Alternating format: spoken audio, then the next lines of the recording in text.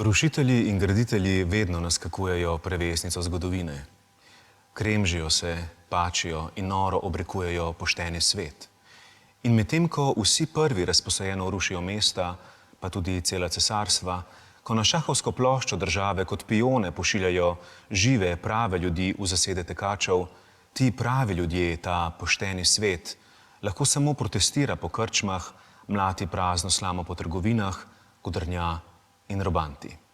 Če ima seveda bistre možgane, oči pa široko odprte. Toda pri Klari ni bilo tako. Frfotala je v rožnatem oblaku, lebdela dobra 2 sežnja nad zemljo in ni opažala ničesar, razen Petrovih dobrih zelenih oči in njegovega sladkega vonja.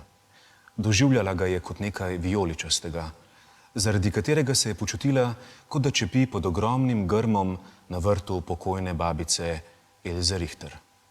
Na južnem škornju, kakor je Viktorija skoraj porogljivo imenovala Italijo, so se gromoviti nasilneži že zbirali v snope.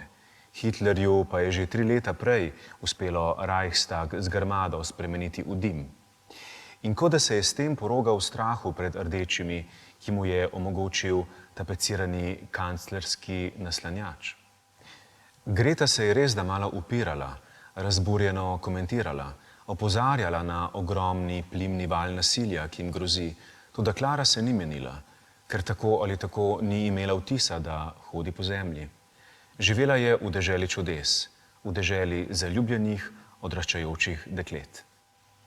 Tudi Krleža ji ni zmogel odpreti oči s tisto obešeno starko, vojaki v galicijskem blatu, na gledaliških deskah kondenziranimi grozotami, s pomočjo katerih se cesarstva širijo in krčijo kot mehovi. Peter jo je v torek 12. januarja 1937 odpeljal v gledališče, ki se je takrat ponašalo z imenom Kraljeviča Tomislava, na premiero Krleževe drame V taborišču. Če se Peter ne bi izprsil in kupil prostor v mali loži, tik zraven tiste velike, če Klara ne bi zadnjico mesila mehki plišasti stol in če se ne bi mogla nasloniti na udobno, široko naslonjalo, bi ji gotovo klecala kolena.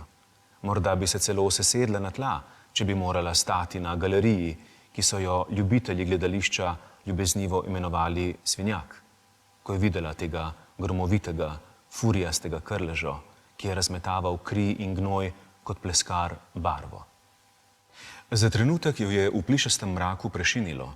Pravzaprav se ji je ostro kot rezilo bodala v lobanjo zasedil spomin na vztrajno zamolčanega očeta Rudolfa, zapravljivca in babjeka, ki se je, kakor je vendarle izvedela, nekaj časa plazil prav po tej strašni Galiciji. Prevzela jo je slabost.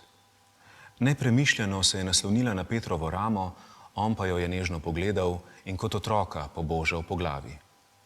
Neumno se je za trenutek ustrašila, da ji bo zaradi njegove roke iz fige padel tisti gizdavi metulj iz modrega, poldragega kamenja, ki ga je mati podarila pred odhodom v gledališče. Potem pa je minilo. Tako Galicija kot metulj sta izginila izpred oči in znova se je potopila v rožnato soparico. Ko sta stopila ven, v mrzlo in suho zimo, brez ene same snežinke, ko sta s premierno osvetljenega vhoda v gledališče oziroma skimitac gase zavila v temni mrak prehoda, ki je vodil proti Psunskemu gaju, so Klari šklepetali zobje.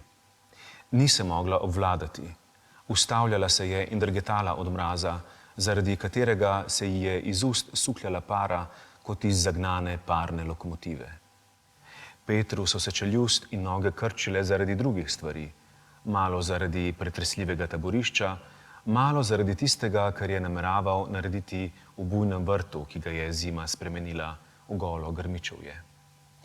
Vidno skoraj razburjeno drgetajoča Klara je nataknila na roke kvačkane rokavice, ga prijela pod levo roko in se v tišini napotila skozi mrak, ki je bil zaradi javne razsvetljave vendarle blažji od tistega v prehodu pod gledališčem. Tišina je trajala in trajala. Peter je mislil, da mu bodo mišice čeljusti popokale od krčenja, ko je poslušal škripanje njunih čevljev po belem, napol zaledenelem pesku. Potem pa, ko sta šla mimo zapuščene v mrak pozne ure zavite senčnice, enostavno ni mogel več zdržati. Odmaknil se je od Klare in pokleknil na pesek, res da samo z enim kolenom. Odločnejše kot kdaj prej se ji je zastrmel v obraz. Prepričan je bil, da mu v mraku tako ali tako ne more videti zbeganih oči. Slepil se je, saj je Klara potem prijateljicama Rebeki in Agnezi prisegala, da so se mu oči v tisti temini iskrile kot kresnice.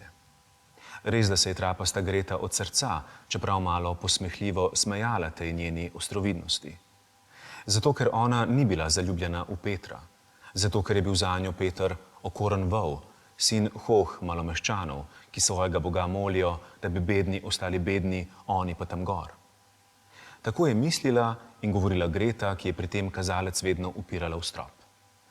No, kakorkoli že, Peter je pokleknil, se zastrmel vanjo, ki je odrevenila kot šprajcar, pa razprostrl pliš svojega ljubkega glasu po pesku kot praznični damastni prt.